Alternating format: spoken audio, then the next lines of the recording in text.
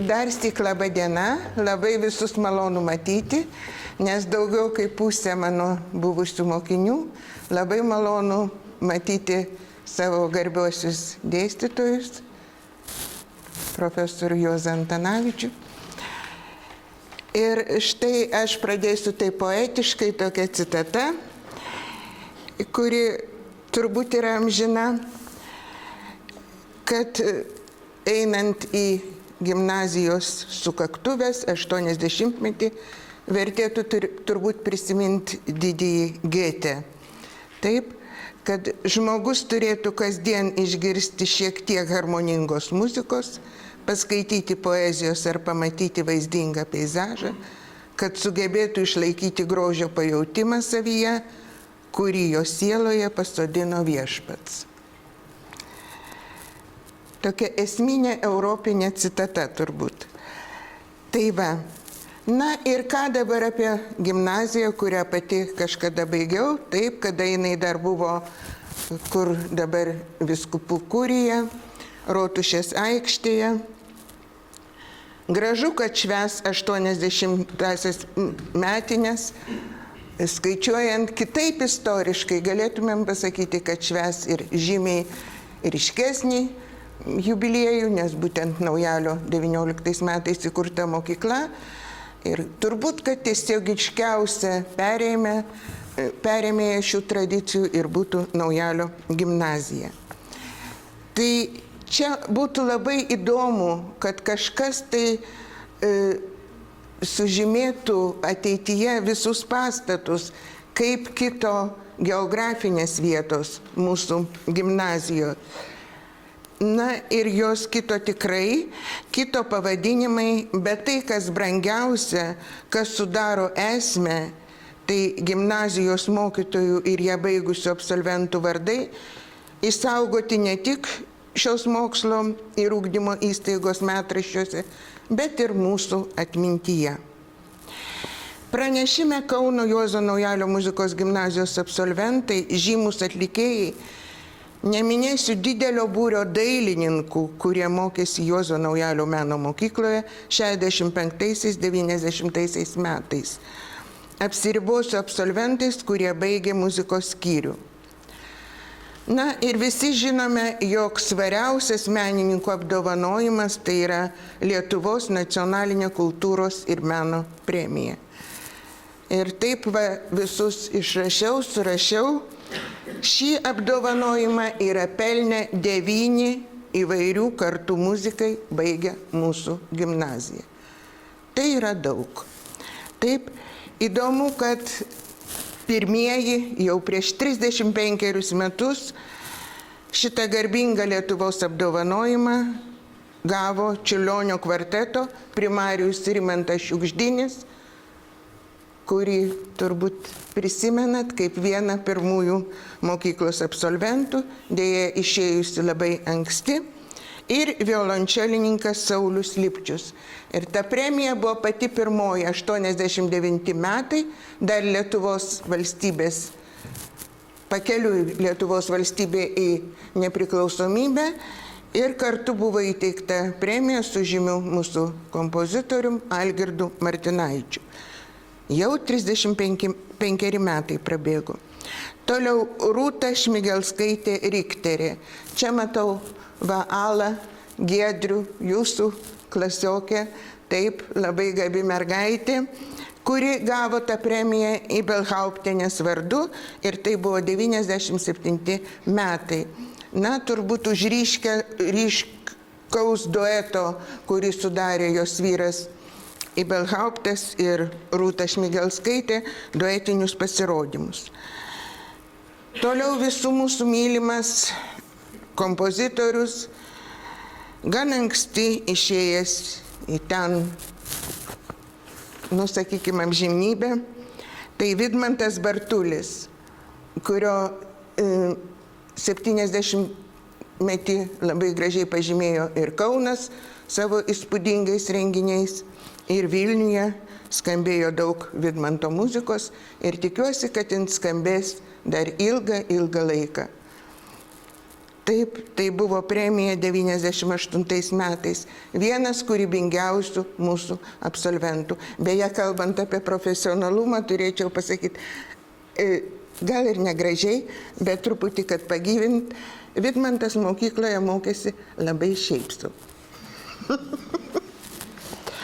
O harmoniją sprendė iš viso šiaip sau. Taip, toliau dirigentas, muzikologas, altininkas Donatas Katkus.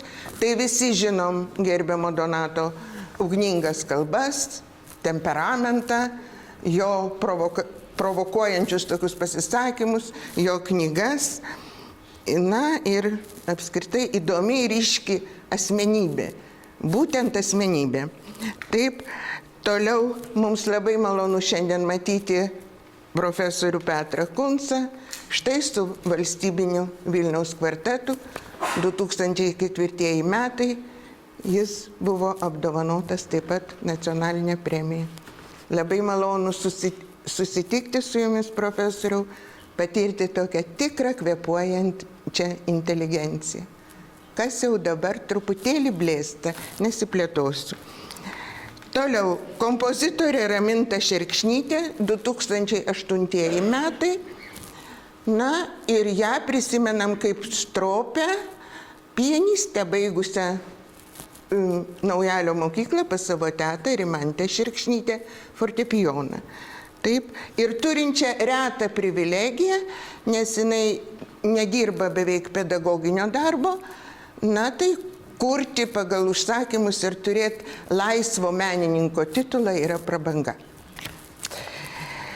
Dabar toliau kompozitorė Lina Lapelytė, 2019 metai, tai visi žinom tą projektą Saulė ir jūra, na, kuris susilaukė didelio pasisekimo, ir kompozitorė Žibuoklė Martinaitytė užbaigtų šitą sąrašą 2022 metai. Man tai labai malonu, kad šios dvi kompozitorės, Lina mokėsi smuiko, bet lankė kompozicijos pradmenis pas mokytoją Algirdą Brilių, kuris irgi yra toks nuosaikus, gerėtis žmogus, bet štai va, nacionalinės premijos laureatės ir fundamentas padėtas mokytojo. Ir bent jau Žibuoklė Martinaitytė, kiek teko skaityti jos interviu, visada pabrėžė, kad mokėsi kompozicijos pas mokytoją Algirdą Brilių. Na ir dar kalbant apie Žibuoklę Martinaitytę, čia teko skaityti, kad operos teatre, Vilniaus operos teatre bus numatoma jos operos premjera. Tai siūlyčiau susiorganizuoti ir nuvažiuoti. Vienąsyk padaryti ir mums pedagogams dovaną. Taip. Tai turbūt bus 25 metais, kaip tik gimnazija švęs jubiliejų ir bus proga apsilankyti operoje. Dovana mokytojams. Tai čia vienas jau toks pagalvojimas. Na ir ką, iš gimnazijoje baigusių absolventų, ko gero būtų galima sudaryti 3 didelius simfoninius orkestrus ir ne ką mažiau chorų, tačiau neskaičiai kažką esminio lemia ir yra svarbiausi. Reikšminga tai, jog kiekvienas mokinys buvo garsų meno palytėtas, o jis chrestomatija, bet kartais ją verta priminti, daro žmogų jautresnių, imlesnių, kūrybiškesnių, darbščesnių. Ne veltui Styvas Džobsas savo knygoje pasakė, kad patys geriausi kompiuteristai yra muzikantai. Kodėl? Todėl, kad jie darbštus ir kantrus. Ir turi estetinę pajautą. Tai va. Tarp gimnaziją baigusių absolventų, tai yra Čiurlionio tarptautinio konkurso laureatai, pianistas Robertas Lozinskis, Rokas Zubovas, dirigentai Ričardas Šumila, Jonas Janulevičius, vienas reiškiasi Vilniuje, gražiai, kitas reiškiasi Kaune. Jonas Janulevičius beje vadovauja ir mūsų gimnazijos orkestrui, jau nekalbu apie jo sudėtingą darbą Kauno valstybiniam muzikiniam teatre. Na, o Šumila dabar žinom, kad tik padirigavo triptiką Pučinį operos teatre, tai rašė, dabar visai neseniai perskaičiau, kad jau esu tiek įsekęs, kad jau noriu tik ramybės, nes paeiliui eina tos premjeros. Tai va, dabar, man brangiausi turbūt teoretikai, tai ir šiuometinė Lietuvos muzikos ir teatro akademijos rektorė Judita Žukienė, ir čia matom gražiai besireiškiančią Liną Navickaitę Martinelį, kuri irgi pas mokytoją Šerkšnytę, kiek atsimenu, baigė fortepijono klasę. Ir Linutė, nepyk, bet atskleisiu tokią kad gyviau būtų, vis dažnai sirgdavo. Ir jos mama sakė, kad tai sakom, iš kur tas toks gabus vaikas šitiek serga? Sako, turbūt, kad tiek daug naudojo penicilino, tiek daug antibiotikų gavo. Taip mamytė yra įsireiškus. Labai atsiprašau, jeigu čia peržengiu etikos ribas. Na ir 2 kadencijas išbuvęs rektorius Juozas Antanavičius, kurį tikrai sąlytį turėjęs su šitą asmenybę, visi prisimenam vien tik gerai ir labai gerai. Na ir Edvardas Šumila, jo darbai tokie įdomus. Ir tik vakar perskaičiau recenziją apie triptiką Živilę Ramoškaitę. Irgi puikiai prisimenu, kaip 4 Ramoškaitės mokėsi mūsų gimnazijoje. Vienos dvynės ir kitos dvynės. Taip, Asta Rūta Grabštienė, vėliau Gruodžio mokyklos pedagogė. Tai buvo vienas duetas, ir paskui Gražina, kuri tapo Gedo žmona, Sigito Gedo žmona lituanistė, ir Živilė, kuri žinoma kaip puikių recenzijų autorė. Dainininkės Vida Miknevičiūtė, kurios jau didelė tokia, sakykime, tarptautinė šlovė, Raminta Vaicekauskaitė, visai nesenai gražiai padainavusi, įspūdingai padainavusi Bohemoje, Jovita Vaškevičiūtė, vėlgi triptikę dainuoja tam ir kitur dainuoja. Būrys talentingų putikų, tai ypač norėčiau išskirti multiinstrumentininką Žilviną Brazauską, kuris trio Agoros narys Lozinskis, Natanija Hoffman ir Žilvinas Brazauskas, ir pernai jie buvo nominuoti Grammy apdovanojimui. Tai atrodo, tik nominuoti, nelaimėjo, bet pabandykite tapti nominantais. Taip, broliai Makštučiai, kurie sėkmingai mokosi arba groja jau pasaulyje pripažintose orkestruose, aktorė ir režisierė solo teatro įkūrėja Birutė Martiesa, nebaigė pilnai šitos muzikos gimnazijos, bet visiems muzikalumas spektakliuose jos jaučiamas. Na ir daug kitų asmenybių, kurie pripažinti ir žinomi ne tik Lietuvos žmonėms, bet ir vertinami kur kas platesniuose kultūriniuose vandenyse. Na ir dabar trumpai pristatysiu 3 žmonės, 3 muzikus, kurių koncertus pati girdėjau, kai kurių biografijas stebėjau labai iš arti. Tai pirmiausiai tokia įdomi pianistė Inga Liukaitytė Kang. Taip, Jungtinėje karalystėje gyvenanti ir dirbanti pianistė. Matom Ingutę. Muzikinį kelią atlikėja pradėjo Kauno Juozo Naujalio muzikos gimnazijoje, čia jį mokėsi mokytojos Birutės Kumpikienės klasėje, vėliau studijas tęsė ir sėkmingai baigė net 3 prestižinėse aukštosiuose mokyklose.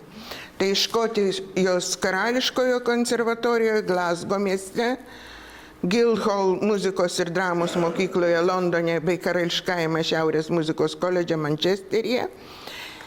Na ir iš Ingos vakar gavau žinutę, tik Inga visai nesenai surengė savo rečitalį Barbican koncertų salėje Londone. Tai jau yra įspūdinga, ne šiaip Londone, bet žodžiu. Ir ji yra 15 tarptautinių konkursų laureatė, taupydama laiką neverdinsiu čia šalių. Nuolat dalyvauja konkursuose bei festivaliuose ir rengia solinius koncertus ne tik Jungtinėje karalystėje, bet ir už jos ribų. Na, Inga labai šiltas, labai toks poetiškas žmogus ir todėl ir pasirodymai išsiskiria poetiškumu, inteligencija, ryškiomis muzikinėmis spalvomis. Beje, rašo ir eiles. Ir šiaip mes susiduriam dažnai su labai tokiam grafomaniškom rašytojom. Nu, rašo, bet jinai tikrai rašo tokias įtaigias eiles ir labai gražiai parašiusi yra tikrai gražių eilių Mesijano 20 žvilgsnių į kūdikėlį Jėzų. Kuo man brangi labai Inga? Pianistė taip pat daug dėmesio skiria labdaringai veiklai, kuri dabar visai jau į nuošalę eina, nes pirmasis klausimas, kiek man už tai sumokės, dažnai būna. Tai va, koncertuoja Čelsio ir Vestminsterio ligoninėse, globos namuose ir bendruomenės centruose, daug dėmesio skiria neįgaliesiems vaikams.